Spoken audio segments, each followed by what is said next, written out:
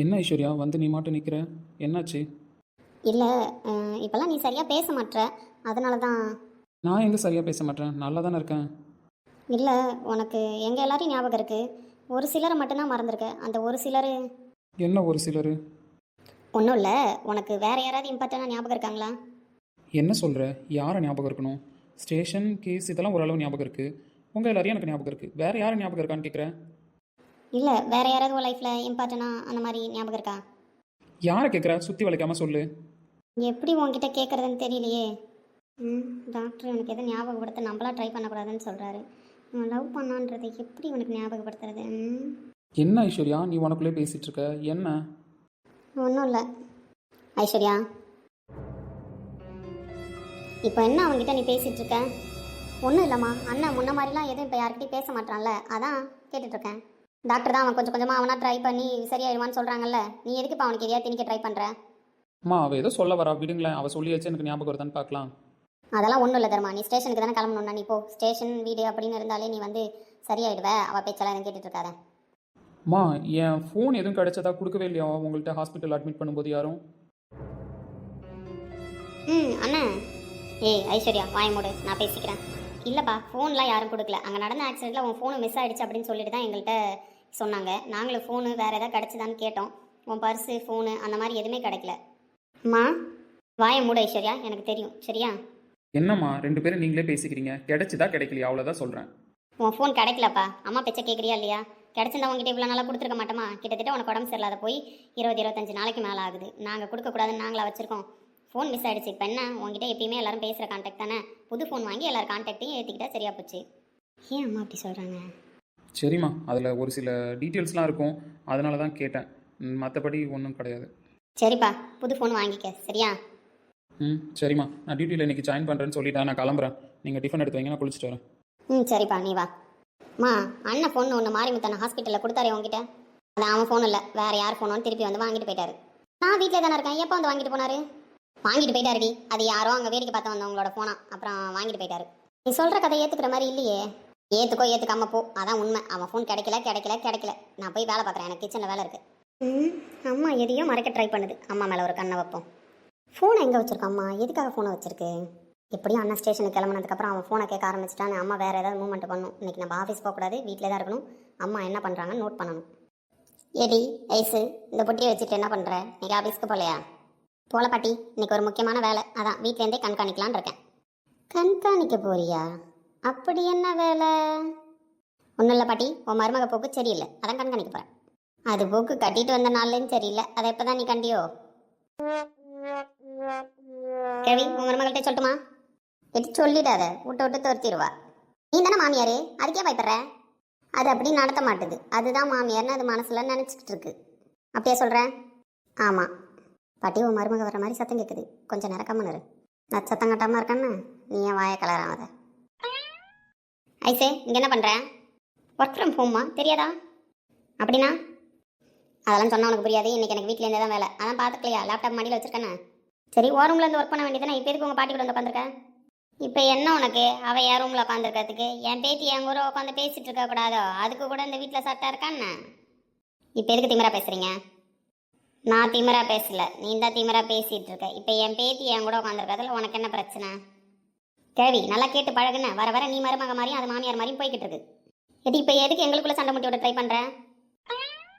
பாட்டி கூட ஒர்க் பண்ணால் பாட்டி ஏதாவது பேசிகிட்டே இருக்கும். ஒர்க் பண்ணுற டயர் தெரியாது, அதான் உட்காந்து ஒர்க் பண்ணலான்னு வந்திருக்கேன். நான் கீழே உட்காந்து ஒர்க் பண்ணுறதுல உனக்கு என்ன? சரி, நீ உன் பாட்டி கூட உட்காந்து ஒர்க் பண்ணு, நான் போகிறேன். உட்காந்து இங்கே உங்கள்கிட்ட பேசிட்டு இருந்தேன்னு வச்சுக்கோயேன், அவ்வளோதான், என்ன பைத்தியக்காரி ஆக்கிடுவீங்க. இதான் நம்ம பைத்தியக்காரன் ஆக்கிறோமா? இது ஊரில் இருக்கிற எல்லாரையும் பைத்தியமாக்கிட்டு இருக்கு. என்ன சொல்கிறீங்க? உன்ன மாதிரி ஒரு மருமக யாருக்கும் கிடைக்காதுன்னு சொல்கிறேன். நீங்கள் என்ன சொல்லியிருப்பீங்கன்னு எனக்கு தெரியும். அதான் தெரிஞ்சிச்சுலாமா, போயேன். இப்போ எதுக்கு எங்கள் 2 பேர்த்தையும் பார்த்துட்டு இருக்கேன்? போகிறேன். இதுங்க ரெண்டும் உட்காந்து ஏதோ பிளான் பண்ணிட்டு இருக்குங்க. என்ன பிளான் தான் ஒன்றும் புரிய மாட்டேது. பாட்டி, நம்ம பிளான் போகிறோன்னு இது கண்டுபிடிச்சிருக்கோமோ? நீ பிளான் என்னன்னு நீ என்கிட்டே சொல்லி இன்னும். அதான் பாட்டி, அம்மா வந்து உங்ககிட்ட கேட்பாங்க ஐஸ் என்ன சொல்லுச்சுன்ட்டு. ஐசி தான் சொல்லுச்சு, நீ சொல்லக்கூடாது. எடி நீ என்ன சொன்ன? அவள் வந்து என்ன கேட்பா, நான் சொல்லக்கூடாது. அதான் பாட்டி, ஐஸ் என்ன சொன்னான்னு கேட்பாங்க, அடிச்சு கூட கேட்பாங்க. ஆனால் ஐஸ் எதுவுமே சொல்லலை, நீ சொல்லணும். என்னடி ஐஸு, என்ன இப்படி ஆக்கிட்ட? பாட்டி வாய மூடு, கொசு உள்ளே போயிடும் சரியா? இப்போதைக்கு உனக்கு எந்த நியூஸும் தேவையில்லை. ஃபஸ்ட்டு நான் தெரிஞ்சுக்கிறேன், அதுக்கப்புறம் உனக்கு சொல்கிறேன் சரியா? என்ன நியூஸு நீ தெரிஞ்சுக்க போகிறேன்? அதான் பாட்டி உன்கிட்ட ஒரு நியூஸ் சொன்னல, அதை வந்து அம்மா கேட்பாங்க. ஐயோ ஆளை விடுச்சாமி, நான் கேட்கவே இல்லை, நீ அந்த போட்டியே பாரு. குட் பாட்டி, அப்படிதான் இருக்கணும். அம்மாக்காரிக்கு மேலே மாவக்காரி இருக்கா, ஒன்றும் பேச முடியலம்மா அந்த வீட்டில். அம்மா எப்படி நம்ம ஒர்க் பண்ணுறோம் நம்பியிருப்பாங்க. இப்போ போய் அம்மா என்ன பண்ணுறாங்கன்னு நம்ம பார்ப்போம். பாட்டி இந்த பொட்டியை வச்சு கொஞ்ச நேரம் ஒர்க் பண்ணிட்டு இருந்தேன், நான் வரேன். என்னடி விளையாடுறியா? இதை வச்சு நான் என்ன பார்க்கணும்? படம் பாரு பாட்டி, வரும் நல்ல படம்லாம். இது நாடகம் ஓடுமா? எல்லா நாடகம் ஓடும், பார்த்துக்கிட்டு நான் வரேன். சரி நீ போயிட்டு வாண்ணே, நான் பார்க்குறேன். இந்த ஃபோனில் அன்னைக்கு மாரிமுத்து கொடுத்துட்டு போனதுலேருந்து ஏதோ ஒரு புள்ள கால் பண்ணுது, மெசேஜ் பண்ணுது. யாராக இருக்கும்? கண்டுபிடிக்கணும், கண்டுபிடிச்சே ஆகணும். லவ்வுக்குன்னு எதனாவது இருக்குமோ? இந்த ஐஸ்வர்யா பிள்ளை வேறு ஏதோ அவன்கிட்ட சொல்ல போச்சு. என்ன சொல்ல போயிருக்கோம்? சரி நம்மளுக்கு ஃபோன் வந்த நம்பருக்கு நம்ம கூப்பிட்டு பார்ப்போம். சாருமதின்னு போட்டிருக்கான். ரிங் போகுது, போட்டோம். ஹலோ சொல்லுங்கள், இப்போ தான் எனக்கு ஃபோன் பண்ணணும்னு உங்களுக்கு தோணுச்சா? சொல்லுங்கள், இப்போ தான் உங்களுக்கு ஃபோன் பண்ணணும்னு தோணுச்சா? ஹலோ யாரோ பேசுகிறாங்க. ஹலோ லைனில் இருக்கியாம்மா? நான் தர்மாவோட அம்மா பேசுகிறேன். அம்மா சொல்லுங்கம்மா. யாரும்மா நீ? அப்பப்போ ஃபோன் பண்ணிகிட்ருக்க, மெசேஜ் பண்ணிகிட்ருக்க. அவன் உடம்பு கொஞ்சம் சரியில்லாமல் இருக்கான், அதான் அவன் ஃபோனை நான் எடுத்து பேசினேன். யாரும்மா நீ? அம்மா நான் வந்து நான் உன்னை கொஞ்சம் பார்க்கணும், கொஞ்சம் நேரில் வர முடியுமா? என்ன விஷயம்மா? எல்லாம் நல்ல விஷயந்தான், கொஞ்சம் நேரில் வரியாம்மா? அவங்க எப்படி இருக்காங்க? உடம்பு சரியில்லைன்னு சொன்னாங்க, அவங்க கூட வேலை பார்க்குறவங்கள பார்த்தப்ப. அவன் நல்லா இருக்கான், நான் தான் உங்ககிட்ட கொஞ்சம் பேசணும். நான் ஒரு கோயில் சொல்கிறேன், அந்த கோயிலுக்கு வர முடியுமா? வரேம்மா. சரி வா, நான் வந்து எது வந்தாலும் நேரில் பேசுகிறேன். அப்போ நம்ம அம்மாவுக்கு அண்ணனை பற்றி ஏதோ தெரிஞ்சிருக்கு, அதனால தான் இந்த ஃபோன் எடுத்து வச்சுக்கிட்டு தரல. இப்போ நம்ம போய் கேட்டோன்னா இதுக்கு ஏதாவது சொல்லி மழுப்பிடும். நம்ம அம்மாவை ஃபாலோ பண்ணுவோம். எங்கேயோ வர சொல்லியிருக்கே, எப்படியும் அண்ணியை பார்த்து பேச தான் போவோம். நல்ல விதமாக பேசுதா கெட்ட விதமாக பேசுதான்னு தெரியல. ஆனால் இது பேசுறத பார்த்தா ஏதோ நல்ல விஷயம் பேச கூப்பிட்ட மாதிரி தான் தெரியுது. ஒருவேளை அவனுக்கு உடம்பு சரியில்லைன்றதுனால வெயிட் பண்ணுமா? அவனுக்கு உடம்பு நல்லானதுக்கப்புறம் நாங்கள் எது வந்தாலும் வீட்டில் பேசுகிறேன்னு சொல்லுவோம். சரி ஃபாலோ பண்ணி போய் பார்ப்போம். நேரில் போய் யார் என்னன்னு ஃபஸ்ட்டு கேட்போம், அதுக்கப்புறம் பேசிப்போம். பாட்டி நான் நல்லா இருக்கேனா? ஏன் பேத்திக்கு என்ன குறை? மகாலட்சுமியாட்ட இருக்கியே, எங்கடி இப்போ கிளம்பிட்டேன்? சும்மா தான் பாட்டி, கோயிலுக்கு போகலான்னு. நம்ம பாட்டிக்கிட்ட இப்போ எதுவும் சொல்ல வேணாம், பாட்டி ரொம்ப ஆசையாக இருக்கும். நம்ம போயிட்டு வந்து என்ன பேசுகிறாங்கன்னு பார்த்துட்டு சொல்லுவோம். என்னடி உனக்குள்ளே பேசிக்கிறவ? ஒன்றும் இல்லை பாட்டி, கோயிலுக்கு போகிறேன். யார் கூட போகிறேன்? யார் கூட போவேன்? இசை கூட தான். இது கோயிலுக்கு போகிறேன்ற, ஒரு பொட்டு வச்சுக்கிட்டு போ. பொட்டு வச்சுட்டு போனால் தான் பொம்பளை பிள்ளைக்கு அழகு. எப்போ பாரு பொட்டு வைக்காமலே சுற்றுறது. பொட்டு வச்சுக்கிட்டு போனேன், போயிட்டு சீக்கிரமாக வா காலத்தோட. சரி பாட்டி. எதுக்கு நம்மளை வர சொல்லியிருப்பாங்க? உன் பேர் தான் சாருமதியாம்மா? ஆமாம்மா. பார்க்க நல்லா மூக்கு மொழியுமா தான் இருக்க, அதான். அம்மா சரி, என் பையன் யார் உனக்கு முதல்ல அதை சொல்லு. அது வந்துமா, எது வந்தாலும் என்கிட்ட உண்மையை சொல்லு, எனக்கு இப்போ தெரிஞ்சாகணும். அம்மா அது வந்து அவரும் நானும் ஒருத்தர் காதலிக்கிறோம். காதலிக்கல எல்லாரையுமே கல்யாணம் பண்ணிக்க முடியுமா? அம்மா என் பையனுக்கு இப்போ உடம்பு சரியில்லாமல் போச்சு, உனக்கு தெரியுமா தெரியாதா? உடம்பு சரியில்லைன்னு மட்டும்தாம்மா கூட வேலை பார்க்குறவங்க சொன்னாங்க. கூட வேலை பார்க்குறவங்கள முதற்கொண்டு தெரிஞ்சு வச்சிருக்கேன் அவனை கண்காணிக்கிறதுக்கு, அப்படி தானே? அப்படிலாம் இல்லைம்மா, அவங்க ரொம்ப நாளாக என்கிட்ட பேசலை, அதனால தான் நான் அவங்க கூட வேலை பார்க்குறவங்கள கேட்டேன். இங்கே பாரு, அவனுக்கு என்ன ஆச்சுன்னு நான் சொல்கிறேன், அதை ஃபஸ்ட்டு தெரிஞ்சுக்கோ, அதுக்கப்புறம் நான் உங்ககிட்ட பேசுகிறேன். அவனுக்கு நடந்த ஆக்சிடெண்ட்டில் அவன் பழசெல்லாம் மறந்துட்டான். அம்மா நீங்கள் என்ன சொல்கிறீங்க? எனக்கு ஒன்றும் புரியல. என் பிள்ளைக்கு ஆக்சிடென்ட் ஆகி 20-25 நாளைக்கு மேலே ஆக போகுது. அதில் ஒரு தடவை கூட உன் பேரோ நீயோ அவனுக்கு ஞாபகத்துக்கு வரல. அம்மா நீங்கள் என்ன சொல்கிறீங்க? ஆமாம் நான் உண்மையை தான் சொல்கிறேன். அதனால தான் இது வரைக்கும் அவன் உன்னை காண்டாக்ட் பண்ண ட்ரை பண்ணானா? இல்லைம்மா. அவன் இனிமேலும் காண்டாக்ட் பண்ண மாட்டான். மறந்ததாகவே இருக்கணும்னு நான் நினைக்கிறேன். அவனுக்கு ஞாபகம் வரத்துக்குள்ளே நான் வேறு கல்யாணம் பண்ணணும்னு நினைக்கிறேன். அம்மா அது வந்து அவன் தான் எனக்கு வேணும், அவனை நான் மறக்க மாட்டேன் அப்படிலாம் நீ சொன்னன்னு வையேன். அம்மா நீங்கள் பேச கூட்டவுன்னே அப்படிலாம் ஒரு காலம் நடக்க வாய்ப்பே கிடையாது. அம்மா ஆனால் நாங்கள் காதலிச்சதுக்கும் மேலே ஒரு படி போய் உன் வாழ்க்கையே நீ அவன்கிட்ட தொலைச்சிருந்தாலும் சரி, நீ என் வீட்டு மருமக கிடையாது. அம்மா இதுக்கு மேலேயும் அவன் வாழ்க்கையில் நான் குறுக்கிடுவேன், இல்லை அவனால் என் வாழ்க்கை நாசமாக போயிடுச்சு, நான் அவன்கிட்ட வந்து நிற்பேன் அப்படின்லாம் நீ ஏதாவது சொன்னன்னு வையேன். ஆமாம் உனக்கு என்ன தகுதி இருக்குது என் பையனை நீ கல்யாணம் பண்ணிக்கிறதுக்கு? உன் அப்பா அம்மா என்ன பண்ணுறாங்க, நீ என்ன பண்ணுற, அதை ஃபஸ்ட்டு சொல்லு பார்க்கலாம். அம்மா எனக்குன்னு யாரும் இல்லை. அப்போ ஒரு அனாதைன்னு சொல்லு, அது என்ன யார் இல்லைன்னு சொல்கிறேன்? அம்மா அப்படி சொல்லாதீங்கம்மா, எங்கள் பாட்டி தான் என்ன வளர்க்குறாங்க. ஒரு அனாதை என் வீட்டு மருமகளாக வர்றதா? அதை நான் செத்தாலும் அனுமதிக்க மாட்டேன். அம்மா என் வாழ்க்கையை நான் தொலைச்சிட்டோம்மா அவர்கிட்ட.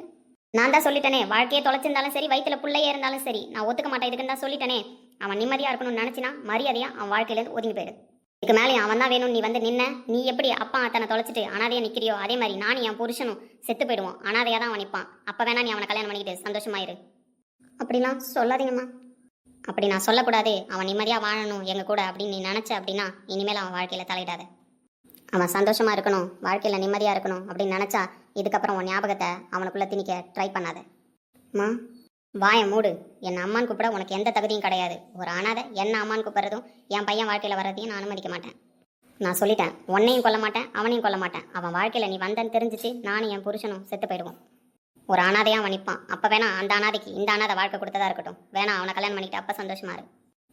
நீங்கள் என்ன கொண்டுடுவேன்னு சொல்லி மிரட்டினா கூட அவர் வாழ்க்கையில் வர ட்ரை பண்ணியிருப்பேன். எப்போ நீங்கள் என்ன மாதிரி அவரை அனாதை ஆக்கிடுவேன், நான் வாழ்க்கையில் வந்தால் மொத்தமாக நீங்கள் செத்துடுவேன் அப்படின்னு சொன்னீங்களோ இதுக்கப்புறம் அவர் வாழ்க்கையில் நான் குறிக்கிட மாட்டேன்.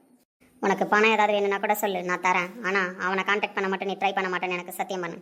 சத்தியமாமா கோயிலில் நின்று சொல்கிறேன், நான் அவரை ஞாபகப்படுத்த ட்ரை பண்ண மாட்டேன்.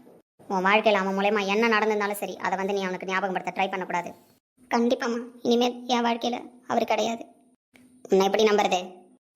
நீங்கள் என்ன தாராளமாக நம்பலாம். இதுக்கப்புறம் அவர் இருக்கிற திசை பக்கம் கூட நான் போக மாட்டேன். அவரை கான்டாக்ட் பண்ணவும் ட்ரை பண்ண மாட்டேன். அவராச்சும் அப்பா அம்மா கூட சந்தோஷமாக வாழட்டும். நான் தான் யாருமே இல்லாத அனாதை ஆகிட்டேன். அவரும் அந்த மாதிரி நிலைமைக்கு வர வேணாம். அதுக்கு காரணம் நானாக இருக்க வேணாம். இனிமேல் உங்கள் பிள்ளைய நான் எந்த விதத்துலையும் தொந்தரவு பண்ண மாட்டேன். இதுதான் நானும் உன்னை பார்க்கறது கடைசியாக இருக்கணும். இதுக்கப்புறம் என் பையன் இருக்கிற திசை பக்கம் வந்தேன் நான் சொல்ல மாட்டேன், செஞ்சு காட்டுவேன். நானும் என் புருஷன் இல்லாத அவன் அனாதை ஆவான். அனாதை ஆனதுக்கு அப்புறம் தான் உன் கழுத்தில் தாலி கட்டுவான். அப்படி ஒரு நிலைமையை வர வைக்கணும் அப்படின்னா நீ அவனை போய் தாராளமாக கான்டாக்ட் பண்ணலாம். சத்தியமாக சொல்கிறேம்மா, நான் அவர் லைஃப்பில் வரமாட்டேன். உன்னை நம்பி போகிறேன். இதுக்கப்புறம் நீ இந்த ஊர் பக்கமே இருக்கக்கூடாது. பணம் ஏதாவது வேணுமா உனக்கு சொல்லு, தரேன். வேணாம்மா, அப்படிலாம் இந்த லவ்வை கொச்சப்படுத்திடாதீங்க. அந்த அளவுக்கு ஆகில்ல. இப்போலாம் காசை கண்டாதான் அலைகிறீங்களே எல்லாம். காசு பணம் உள்ளவனை வளைச்சு போடதான்னு நினைக்கிறீங்க. அப்படிலாம் நினச்சி நான் பழகல. தயவு செஞ்சு தப்பாக பேசாதீங்க. வேற எப்படி பேசுன இந்த காலத்து பிள்ளைங்கள? நீ தான் வாழ்க்கையை தொலைச்சிட்டங்கிறியே, எதை நம்பி வாழ்க்கையை தொலைச்சம்மா? அவர் மேலே உள்ள நம்பிக்கை தான் அப்படி ஆயிடுச்சே தவிர நானா எதையும் பிளான் பண்ணிலாம் பண்ணலை. நீ பிளான் பண்ணியோ பிளான் பண்ணாமல் பண்ணியோ என் புள்ள உன் கூட வாழ்ந்துருந்தா கூட அதுக்கு பணம் வேணும்னா சொல்லி கொடுத்துட்டு போகிறேன். ஆனால் அவன் வாழ்க்கையை உனக்கு தர முடியாது. தயவு செஞ்சு நீங்கள் போங்க. இதுக்கப்புறம் அவர் இருக்கிற திசை பக்கம் என் மூச்சு கற்று கூட வராது. நம்பி போகிறேன். குறுக்க வந்தேன் சத்தியமாக வரமாட்டேம்மா. அண்ணி சொல்லுமா, நீ இங்கே எங்கள் அம்மா பேசுனதெல்லாம் நான் கேட்டுட்டு தான் இருந்தேன். அவங்க பேசுனதெல்லாம் நீங்கள் காதில் வாங்காதீங்க. அண்ணன் உங்களை உயிருக்கு உயிராக காதலிச்சான். உங்களை கண்டிப்பாக அவன் மறக்க மாட்டான். அவனுக்கு ஒரு நாள் உங்கள் ஞாபகம் வரும். வேணாம்மா, உங்கள் அம்மா எது சொல்லியிருந்தாலும் நான் பொறுத்து போயிருப்பேன். அவர் அனாதையாக்கி தான் என்னை கல்யாணம் பண்ணிப்பாருன்னு சொன்னாருங்க பாரு, அதை என்னால் தாங்க முடியாது. வாழ்க்கையில் நான் தான் யாருமே இல்லாத அனாதை ஆகிட்டேன். அவருக்கு அந்த நிலமை வரக்கூடாது. அண்ணி, யாருமே இல்லாத அனாதனா அவருக்கு ஆசைப்பட்டிருக்க கூடாது. இல்லை, ஏன் தப்பு தான். தகுதிக்கு மீறி ஆசைப்பட்டது ஏன் தப்பு தான். அண்ணி, நீங்கள் ஏதோ சொல்லிக்கிட்டு இருந்தீங்க, வாழ்க்கையே தொலைச்சிட்டேன்னு. என்னாச்சு? ஒன்றும் இல்லைம்மா, நான் எதையும் தொலைக்கல. அவர் ஞாபகத்தோடு என்னால் இருக்க முடியும். நான் வாழ்ந்துக்கிறேன். நீ எதுவாக இருந்தாலும் பொறுமையாக இருங்க. அண்ணனுக்கு கண்டிப்பாக ஞாபகம் வரும். டாக்டர் இப்போ எதுவும் அவர்கிட்ட சொல்லக்கூடாதுன்னு சொல்லியிருக்காங்க. மனசை பாதிக்கிற மாதிரி ஏதாவது ஒரு விஷயம் சொன்னால் அவன் திருப்பி எல்லாரையுமே மறக்கிறதுக்கான சான்ஸ் இருக்குன்னு சொல்லியிருக்காங்க. அதனால தான் அவனுக்கு நான் ரிமைன் பண்ணல. இல்லைனா அவங்கள பற்றி நான் எப்போவோ சொல்லியிருப்பேன். எனக்கு தெரியும் ஐஸ்வர்யா, நீ அவருக்கு நல்லது நினைப்பன்ட்டு. ஆனால் அந்த நல்லதே அவர் வாழ்க்கையில் கெட்டதாக முடிஞ்சிச்சுன்னா என்னால் தாங்க முடியாது. எனக்காக நீ உதவி பண்ணணும்னு நினச்சினா என்னை பற்றி அவருக்கு ஞாபகம் வந்தால் கூட அதை மறக்க வைக்க ட்ரை பண்ணு ப்ளீஸ். எனக்காக உன் காலில் விழுந்து கேட்குறேன். அண்ணி ப்ளீஸ் ஐஸ்வர்யா, நான் கிளம்புறேன். நீ போ. இப்போ சொல்லுமா தங்கச்சி, அந்த பொண்ணு வந்து ஏன் நம்ம கிட்ட சொல்லலைன்னு ஒரு கேள்வி கேட்டியா? அந்த பொண்ணு சொல்லக்கூடாத அளவுக்கு எப்படி அந்த பொண்ணை மிரட்டி வச்சிருக்கான்னு மட்டும் பார்த்தியா? அண்ணா, இந்த பொண்ணு இந்த 6 மாசமா எவ்வளோ வழி வருத்தத்தை தாங்கியிருக்கோம். சாருமா, அண்ணி, ஒரு பொண்ணு வாழ்க்கையே தொலைச்சிட்ட உங்கள் பையனாலன்னு வந்து கேட்கும்போது உங்களுக்கு எப்படி அண்ணி மனசு வந்தது இந்த மாதிரிலாம் சொல்லி மிரட்டுறதுக்கு? அப்போ மிரட்டினு சொல்கிறீங்களே, இப்போ கூட நான் சொல்கிறேன், இவளை நான் ஏற்றுக்க மாட்டேன். அந்த பொண்ணு அனாதன் தான் நீங்கள் ஏற்றுக்க மாட்டேன்றீங்க. எனக்கு ஒரு பொண்ணு இருந்தா தர்மாவுக்கு கல்யாணம் பண்ணி தர மாட்டேனா? இந்த செகண்ட்லேருந்து அவள் என் பொண்ணு. உன் பொண்ணு நீ வாயால் சொல்கிறதுனால உன் பொண்ணு ஆயிடுவாளா? யாரோ ஒரு அனாதை அவள் என் மருமகள் ஆயிடுவாளா? வயிற்றுல பிள்ளைய சுமந்துட்டு இருக்கா. அது என் பிள்ளையோட பிள்ளைதான்றதுக்கு என்ன ஆதாரம்? அம்மா மரியாதை கெட்டுரும் உங்களுக்கு. இதுக்கப்புறம் ஒரு வார்த்தை பேசுனீங்க அவளை பற்றி, நான் என்ன பேசுவேன்றதே உங்களுக்கு தெரியாது. இதுக்கு மேல வாயை திறந்த உன்னை கொலை பண்ண கூட நான் தயங்க மாட்டேன். ஒரு பொம்பளை தானே நீ ஒரு பொம்பளை பிள்ளைய பெற்று தானே வச்சிருக்க. குடும்ப பொம்பளை பேசுற பேச்சா இது? நீ எல்லாம் என்ன ஜென்மம்? இங்க பாருங்க, எவ்வளவு ஒருத்திக்காக என்ன அடிக்கிறது நல்லா இல்ல. ஒரு பொண்ணு உன்கிட்ட வந்து உங்க பிள்ளையால வாழ்க்கையை இழந்துட்டா தயவு செஞ்சு என்ன சேர்த்து வைங்கம்மான்னு கேட்கும்போது சேர்த்து வைக்கலன்னா கூட பரவாயில்ல, நீ சேர்ந்தா நான் அவனை அனாதை ஆக்கிடுவேன்னு சொல்லி மிரட்டினா பாரு, அங்க நின்ன நீ எல்லாம் ஒரு பொம்பளை. சி, உன் மூஞ்ச பார்க்கவே எனக்கு அருவருப்பா இருக்கு. இந்த விஷயம்லாம் ஐஸ்வர்யா சொன்னதுனால எனக்கு இப்போ தெரிய வந்தது. இது முன்னாடியே தெரிஞ்சிருந்தா அவனை நான் முன்னாடியே சேர்த்து வச்சிருப்பேன் அந்த பொண்ணு கூட. இவ்வளவு நாள் அந்த பொண்ணுக்கு நான் தண்டனையை கொடுத்துருக்க மாட்டேன். இப்போ கூட உன்கிட்ட பொண்ணு பார்க்க போகிறோம் அப்படின்லாம் சொல்லிட்டு வந்திருந்தேன்னா நீ எதையாவது கண்டுபிடிச்சி எப்படியாவது இந்த பொண்ணை தடுக்க பார்ப்பேன்றதுனால தான் உன்கிட்ட சொல்லாமல் கொள்ளாமல் கூட்டிட்டு வந்தேன். இங்கே வந்ததுக்கப்புறம் உன் முகத்தை கிழிக்கணுன்றது தான் என்னோட ஐடியா. இங்கே பாருமா, இவ்வளோ பிரச்சனைக்கு காரணம் நீ தான்ல. இந்த பிரச்சனைக்கெல்லாம் காரணம் நான் தான் சொல்கிறத விட இந்த பிரச்சனை ஆரம்பிக்கிறதுக்கு மூல காரணமாக இருந்தது நீ தான் சொல்லலாம். ஏய், நீலாம் என் பொண்ணு தானா? சொல்லவே வாய் கூசுது. சி, வாய மூடு. நீலாம் என் அம்மா தானா? சொல்கிறதுக்கு ஃபஸ்ட்டு எனக்கு நாக்கு கூசுது. அதை ஃபஸ்ட்டு நீ ஞாபகம் வச்சுக்கோ. உங்ககிட்ட அவங்க எவ்வளோ அழுதாங்க, என் வாழ்க்கையை நான் தொலைச்சிட்டேன் அப்படின்னு. அவங்கள பார்த்து என்ன கேட்ட? காசுக்காக பண்ணியா இல்லை வளைச்சு போடலான்னு பண்ணியான்னு எவ்வளோ கேட்டிருப்பேன். நீ தானே என்னை பெத்த ஒரு பொம்பளை புள்ளைய பெற்று வச்சுக்கிட்டு ஒரு பொண்ணை பார்த்து நம்ம இப்படி கேள்வி கேட்குறமேன்னு உனக்கு கொஞ்சம் கூட நாக்கு கூசலல்ல? என் அடி மனசில் கூட நீ அம்மான்ற எண்ணம் எனக்கு கிடையாது. அப்புறம் இவ்வளோ நாளாக ஏன்டி வாயை திறக்கல, இப்போ ஏன்டி வாயை திறந்தேன்னு கேட்பேன் அதானே? நான் நினச்சிருந்தா எப்பயோ அவங்கள சேர்த்து வச்சிருப்பேன். நீ திட்டிட்டு போனதுக்கப்புறம் அவங்க வீட்டுக்கு போயிட்டாங்க. மறுநாள் போய் இதை பற்றி அவங்கள்ட்ட தெரிஞ்சுக்கணும், ஏன் வாழ்க்கையை தொலைச்சிட்டேன்னு சொன்னாங்க, நான் அவங்கள பற்றி தெரிஞ்சுக்கணும்னு போனேன். அவங்க ஏற்கனவே இந்த வீட்டை காலி பண்ணிட்டு போயிட்டாங்க. அதுக்கப்புறம் அவங்கள தேடவும் முயற்சி செஞ்சேன். ஆனால் அவங்கள என்னால் கண்டுபிடிக்க முடியல. அவங்க ஃபோன் நம்பரையும் அவங்க மாற்றிட்டாங்க. அப்புறம் ஒரு நாள் திடீர்னு பார்த்தா ராம் ஆஃபீஸில் ஜாயின் பண்ணியிருந்தாங்க. அப்போ தான் நான் அவங்கள பார்த்து ஷாக் ஆனேன். மாசமாக இருந்தாங்க. அதுக்கப்புறம் தான் எனக்கு புரிஞ்சுது, அன்றைக்கி கோயிலில் அவங்க உங்ககிட்ட வாழ்க்கையை தொலைச்சிட்டேன்னு சொன்னாங்க பார்த்தியா, அதோட விளைவு இதான்னு சொல்லிட்டு. அவங்கள பார்த்ததுக்கப்புறமே ஏன்டி பொறுமையாக இருந்தான்னு கேட்குறியா? அதுக்கும் காரணம் இருக்குது. ஏன்னா உன் புள்ள தெளிவாக இல்லை. அவன் தெளிவாக இருந்தால் மட்டும்தான் உங்ககிட்ட பேசி புரிய வைக்க முடியும். அவன் தெளிவாக இல்லாத பட்சத்தில் உங்ககிட்ட வந்து நான் அந்த பொண்ணை கூட்டிட்டு வந்து நிறுத்தினாலும் பிரச்சனை தான், ஒன்றால் அவங்களுக்கு அப்பா கிட்ட சொன்னாலும் பிரச்சனை தான். அவன் தெளிவாக இருந்தால் மட்டும்தான் அவங்களுக்கு பாதுகாப்பு. அவன் கூட இருக்கிற வரைக்கும் தான் அவங்கக்கிட்ட உன்னால் நெருங்க முடியாது. அதனால தான் அவங்க கஷ்டப்பட்டது பட்டுட்டாங்க. என்னைக்காவது ஒரு நாள் என் அண்ணனுக்கு ஞாபகம் வரும், அன்னைக்கு அவங்கள உன் முன்னாடி கூட்டு வந்து நிறுத்தி உன் முகத்தறியை கிழிக்கணும்னு இருந்தேன். ஏண்டி, என் முகத்தறியை கிழிக்கிறதுக்கும் நீ கல்யாணம் பண்ணிக்கிட்டதுக்கு என்ன சம்மந்தம்னு கேட்க வரியா? அதுக்கும் நான் பதில் வச்சிருக்கேன். ஒரு பொண்ணை இருந்துக்கிட்டு ஒரு பொண்ணை ஒன்னால் அதுவும் கோயிலில் நின்று எப்படி கேவலமாக பேச முடிஞ்சதோ அன்னைக்கு முடிவு பண்ணேன், என் கல்யாணத்தை பார்க்குற தகுதி கூட உனக்கு இருக்கக்கூடாதுன்னு சொல்லிட்டு. அதனால தான் இந்த தண்டனையை உனக்கு கொடுத்தேன். உன் பொண்ணு வாழ்க்கையிலையும் நீ கல்யாணம் காட்சின்னு எதையுமே பார்க்கக்கூடாது. அவள் ஓடி போயிட்டா, அவனுக்கு பிடிச்சவனை கல்யாணம் பண்ணிக்கிட்டா அப்படின்ற செய்தி மட்டும்தான் உன் காதுக்கு வரணும்னு நினச்சேன். அதுதான் நான் உனக்கு கொடுக்குற தண்டனையாகவும் நான் நினச்சேன். ஏய் என்ன ஏய், ஒரு பொம்பளை பிள்ளைய பெற்று வச்சிருக்கன்ற அருகருப்பு உன்கிட்ட இல்லை. ஒரு பொண்ணை இப்படி திட்டமேன்ற பயம் உன்கிட்ட இல்லை. அவ்வளோ துணிச்சலாக நீ பேசினல்ல. என் பிள்ளைகிட்ட நீ வாழ்க்கையே தொலைச்சிருந்தாலும் பரவாயில்ல, நீ என் வீட்டு மருமகள்னு சொல்லிட்டு எதை சொல்லி மிரட்டினா அந்த பொண்ணு வீக்னஸில் நம்ம அடிக்க முடியுமோ அப்படி அதை சொல்லி மிரட்டினேன். ஒரு அம்மான்னு உன்னை சொல்லிக்கிறதுக்கு எனக்கு கேவலமாக இருக்குது. அதனால தான் என் கல்யாணத்தை பார்க்குற தகுதியை நான் உனக்கு கொடுக்கல. பெத்த பொண்ணு காரி துப்பிட்டான் உன் மூஞ்சில. போதுமா? காசு, பணம், சொத்து இதெல்லாம் மட்டும்தான் உன் கண்ணை மறைக்குதுல. தகுதி என்ன தகுதி? ஒரு பொண்ணு இந்த அளவு கஷ்டப்படுத்ததுக்கு அப்புறம் நீலாம் பொம்பளையா இருக்க கூட தகுதி இல்லாதவ. அப்புறமா அந்த பொண்ணை விட்டு வச்சிருந்தான்னு வச்சுக்கேன், உன்கிட்டேருந்து அந்த பொண்ணுக்கு பாதுகாப்பு கிடையாது. இப்போ கூட அந்த பொண்ணு எவ்வளவோ ஒத்துக்க மாட்டேன்னு சொன்னான். நான் ஐஸ்வர்யா விட்டு பேச சொன்னதுக்கு அப்புறம் தான் ஒத்துக்கிட்டா. நீ பண்ண தப்புக்கெல்லாம் அந்த பொண்ணு காலில் வந்து மன்னிப்பு கேட்கணும். அந்த காலை தோறதுக்கு கூட உனக்கு தகுதி கிடையாது. உனக்கு பதில் நானே அந்த மன்னிப்பையும் கேட்டுக்கிறேன். தர்மாவுக்கு கல்யாணம் ஆனதுக்கு அப்புறம் கூட அந்த பொண்ணு சம்மதிச்சாதான் நீ நம்ம வீட்டில் இருக்கலாம். இல்லைன்னு வச்சுக்கோயேன், மூட்டை முடிச்சு கட்டிட்டு போயிட்டே இருக்கலாம். பெத்த பொண்ணு உன்னை வெறுத்துட்டா, பெத்த பையன் பைத்தியக்காரனாலும் பரவாயில்ல, பிடிச்ச பொண்ணை கல்யாணம் பண்ணக்கூடாதுன்னு நினைச்சிட்ட. அந்த செகண்டே அவனும் உன்னை வெறுத்திருப்பான். கட்டின பொண்டாட்டியா நானும் உன்னை வெறுத்துட்டேன். இதுக்கப்புறம் நீ எல்லாம் உயிர் வாழணுமா? உங்ககிட்ட கூட ஒன்றும் பிரச்சனை கிடையாது. இதுக்கு நான் ஒரு காலம் சம்மதிக்க மாட்டேன். நான் கிளம்புறேன். அப்பா ரொம்ப தேங்க்ஸ்ப்பா, நான் ஃபோன் பண்ணி சொன்னோன்னே நீங்கள் எல்லாத்தையும் புரிஞ்சுக்கிட்டதுக்கு. இதை நீ முன்னாடியே சொல்லியிருக்கலாம். அப்பா அந்த பொண்ணுக்கு பாதுகாப்பாக இருந்திருப்பேன். நம்ம வீட்டில் கொண்டு வந்து வச்சு அந்த பொண்ணை பார்த்துருக்கலாம். 6 மாசமா அந்த பொண்ணு கஷ்டப்பட்டிருக்கும், எப்படி துடிச்சிருக்கும். கல்யாணம் ஆகாத ஒரு பிள்ளை மாசமா இருந்த அந்த சமூகம் எவ்வளோ கேவலப்படுத்திருக்கும். ஐஸ்வர்யா, யாருக்கிட்டையாவது சொல்லியிருக்கலாம் இல்லம்மா இதை பற்றி? யார்கிட்ட சொன்னாலும் அவங்களுக்கு அவமானமும் அசிங்கமும் திருப்பி நிறையா வந்து சேர்ந்துற போதும் தான் சொல்லலை. நான் தான் சொன்னனே. அதுக்கப்புறம் அவங்கள கண்டுபிடிக்க ட்ரை பண்ணேன், என்னால் கண்டுபிடிக்க முடியல. அதுக்கப்புறம் ராம் ஆஃபீஸில் எதிர்த்து அவங்க ஒர்க் பண்ணுறதை பார்த்தேன். நான் ராம்கிட்டே இதை பற்றி போய் பேசல, அவங்ககிட்டே இதை பற்றி போய் பேசல. நான் அப்போவே நினச்சேன், இந்த ஃபேமிலிக்கு எதுவும் தெரியாது போல், அதனால் நம்மக்கிட்ட வந்து பேசலான்னு நான் நினச்சேன். கடைசியில் ஐஸ்வர்யா செம்ம பிளான் இல்லை. அண்ணா அண்ணா, அந்த பொண்ணுக்கு தாய் ஸ்தானத்துலேருந்து தகப்ப ஸ்தானத்தில் என் புருஷன் இருந்து கல்யாணம் பண்ணி வைக்க நாங்கள் ரெடிண்ணே. நாளைக்கே நீ கல்யாணம் ஏற்பாடு பண்ணு. முதல்ல கல்யாணத்தை பண்ணி வைப்போம். இந்த பாவத்தை எங்கே போய் தங்கச்சி நம்ம தொலைக்க போகிறோம்? உங்கள் அன்னிக்காரி இன்னும் பாவம், இதை பற்றிலாம் யோசிக்கவே மாட்டாள்ல. அண்ணா நீ எதுவும் நினைக்காத. இனிமேல் அந்த பிள்ளைய நம்ம பத்திரமா பார்த்துப்போம். நம்ம தர்மாவும் வேணுனே பண்ணல, சூழ்நிலை தான் அவனை அந்த மாதிரி தள்ளிடுச்சு. நம்ம தர்மாவை பற்றி நம்மளுக்கு தெரியும். இப்படி ஒரு பிள்ளை பாருண்ணே எப்படி கஷ்டப்பட்டுருக்காது. என்னால் நினச்சி கூட பார்க்க முடியலண்ணே. ஒரு பொம்பளை பிள்ளை இல்லையே, நான் எத்தனையோ நாள் ஏங்கியிருக்கேன். இந்த பிள்ளைய பார்க்கும்போது எனக்கு ஒரு பொண்ணாக இருந்திருக்க கூடாதான் தான் இப்போ நான் நினைக்கிறேன். நான் என் பொண்ணாவே அவளை கூப்பிட்டு போகிறேண்ணே. ஆமாம் மச்சான், நீங்கள் எதுவும் வருத்தப்படாதீங்க. எங்களுக்கு ஒரு பொம்பளை பிள்ளை இருந்தால் நாங்கள் என்ன பண்ணுவோமோ அப்படி முறையாகவே அந்த பிள்ளைக்கு நாங்கள் கல்யாணத்தை பண்ணி வைக்கிறோம். நீங்கள் வருத்தப்படாதீங்க, மனசை தளர விட்டுறாதீங்க. தங்கச்சி ஏதோ கோவத்தில் பேசிட்டு போகுது, நீங்கள் எதுவும் நினைக்காதீங்க. கோவத்தில் பேசிட்டு போல மாப்பிள்ள, வைராக்கியத்தில் பேசிட்டு போறா. அண்ணா அண்ணியை பற்றி தான் உனக்கு தெரியும்ல, நீ எதுவும் நினைக்காதண்ணா. அந்த பொண்ணு எவ்வளோ கஷ்டப்பட்டிருக்கும் தங்கச்சிமா, என்னால் நினைச்சே பார்க்க முடியல. இப்போ கூட அது ஏன் பிள்ளையோட பிள்ளையான அவள் கேட்டப்ப அது அழுதுகிட்டே உள்ள போயிடுச்சு. அந்த பொண்ணு மூஞ்சில நம்மளாம் எப்படி முடிப்போம்? நீ வருத்தப்படாதண்ணா, நம்ம பேசிக்கலாம். என் சாரு எவ்வளோ கஷ்டப்பட்டிருக்கா. அத்தை வாங்க, நம்ம போய் அவங்க கிட்ட பேசலாம். எங்கள் அம்மா பைத்திய மாதிரி யோசிச்சாங்க, எதாவது கத்திட்டு இருப்பாங்க. போய் அவங்க என்ன பண்ணுறாங்க நோட் பண்ணுங்க. புரிஞ்சுக்கவே முடியல ஐஸ்வர்யா இப்போ தான் நீ அவங்க அம்மாவே இல்லைன்னு சொன்ன. அதுக்குன்னு அப்படியே விட்டுற முடியுமா? நீங்கள் போய் பாருங்கள், அவங்க மனசு உடஞ்சி போய் தான் போயிருப்பாங்க. அவங்க ஏன் அப்படி பேசுனாங்கலாம் எனக்கு தெரியல. இருந்தாலும் ஒரு ஓரத்தில் அம்மான்ற ஞாபகம் இருக்குன்னு தானே. போய் அவங்க என்ன பண்ணுறாங்கன்னு பாருங்கள். சரி. என் பொண்டாட்டி உனக்கு பண்ணது மன்னிக்க முடியாத ஒரு துரோகம். அதுக்கு என் குடும்பமே பலன் அனுபவிச்சு தான் தீரணும். தயவு செஞ்சு எங்களை மன்னிச்சிருமா. ஐயோ அப்பா, நீங்கள் ஏன்ப்பா பெரிய பெரிய வார்த்தைலாம் சொல்லிக்கிட்டு இருக்கீங்க? அம்மா பேசுனது எனக்கு எந்த விதத்துலேயும் வருத்தம் இல்லைப்பா.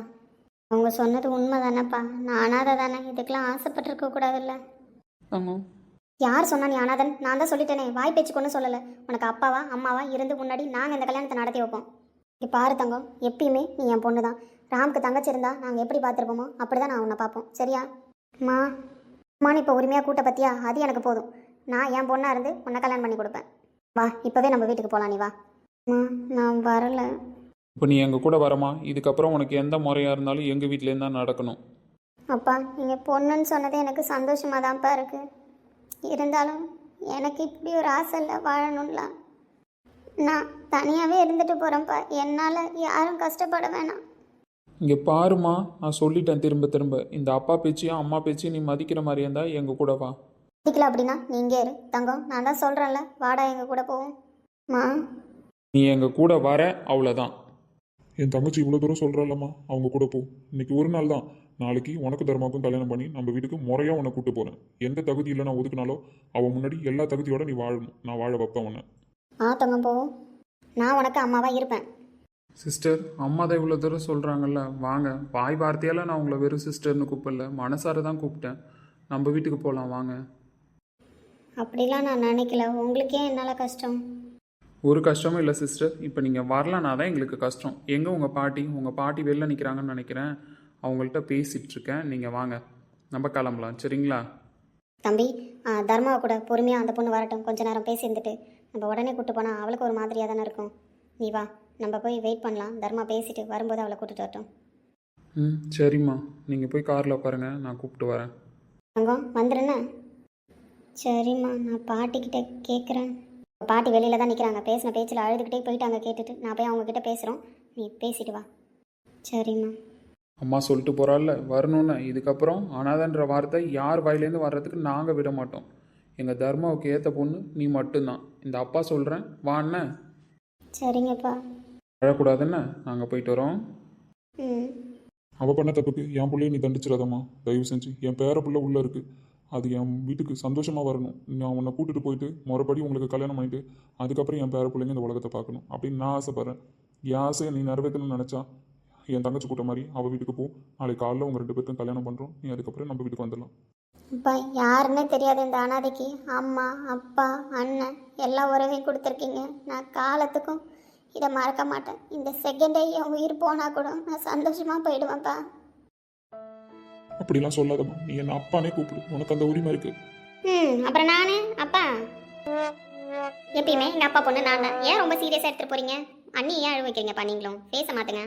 பாத்தியா, உன் நாத்தனார் உடனே உங்ககிட்ட சண்டைக்கு வந்துட்டா. உரிமை எனக்கு தானே. என்ன நீ? எங்கள் அப்பா என்னை விட உங்களுக்கு நிறைய பட்டம் தராரு. ஐஸ்வர்யா, அவன் ஒன்னால தான் எனக்கு இப்படிப்பட்ட வாழ்க்கை கிடச்சிருக்கு. நான் நினச்சி கூட பார்க்கல தெரியுமா நீ இப்படிப்பட்ட விஷயம் பண்ணுவேன்னு. அண்ணி, நீங்கள் அன்றைக்கி அழுதப்பவே நான் உங்களை தேடி வந்தேன். உங்களை கண்டுபிடிக்க முடியல, ரொம்ப லேட்டாக கண்டுபிடிச்சிட்டேன். அதுக்கு நீங்கள் தான் என்ன மன்னிக்கணும். இல்லை ஐஸ்வர்யா, நீ நினச்சிருந்தா விட்டுட்டு போயிருக்கலாம். ஆனால் இவ்வளோ தூரம் எனக்கு நல்லது பண்ணணும்னு நினச்ச பற்றியா? எங்கள் அண்ணனா அப்புறம் சும்மாவா? எங்கள் அண்ணனுக்காக நான் இதை விட பெருசாகவே பண்ணுவேன். இதெல்லாம் சும்மா ட்ரைலர். ஐஸ்வர்யா, என்னடா நீ எவ்வளோ பெரிய விஷயம் பண்ணியிருக்க தெரியுமா இந்த அண்ணனுக்காக? என்னடா வார்த்தையால் அண்ணன் கூட்டிட்டு இருந்தேன்னு நினச்சியா? எனக்கு ஒன்று தேவைப்படும் போதெல்லாம் நான் அப்பா கிட்டேயோ அம்மா கிட்டேயோ போய் நிற்கல. அண்ணன் உங்ககிட்ட தான் நின்று 6 மாதமாக நீ பித்து பிடிச்ச மாதிரி இருந்தது. எனக்கு எப்படி இருந்துச்சு தெரியுமா? அம்மா எப்படி இருந்திருக்காங்க பார்த்தியா? அம்மா ஸ்தானத்தில் இருந்து அவங்க பையன் சரியாகணும்னு யோசிக்கல. ஆனால் என் தங்கச்சி நீ அம்மா ஸ்தானத்தில் இருந்து அண்ணன் வாழ்க்கை நல்லா இருக்கணும் யோசிச்சிருக்க பார்த்தியா? அண்ணன் ஃபீல் பண்ணாத. அண்ணன் என்ன பண்ணா ரெக்கவர் ஆவான்னு நீ தேடி இருக்க பார்த்தியா?